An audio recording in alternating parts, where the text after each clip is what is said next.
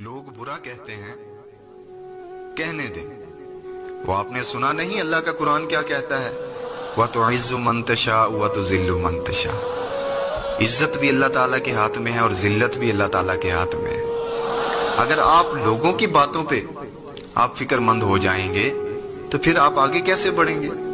اگر آپ لوگوں کی باتوں کو اپنے دلوں پہ لے لیں گے تو کامیاب کیسے ہوں گے؟ اگر آپ لوگوں کی باتوں کو اپنے دل و دماغ میں بٹھا لیں گے تو زندگی کیسے گزاریں گے؟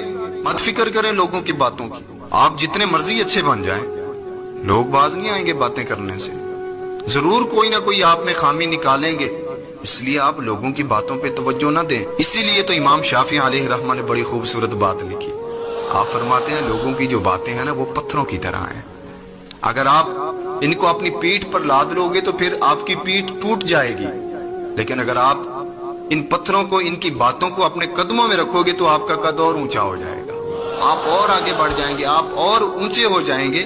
اس لیے لوگوں کی باتوں کو اپنے دل پہ، اپنے دماغ پہ نہ لیں، بلکہ بعض دفعہ یہ جو لوگ ہم پہ تنقید کرنے آئے ہوتے ہیں یہ ہمارے لیے سبق ہوتے ہیں، ان سے ہمیں سیکھنے کو ملتا ہے، تو ان جیسے لوگوں کو انہی کے حال پہ چھوڑ دینا ہی بہتر ہوتا ہے۔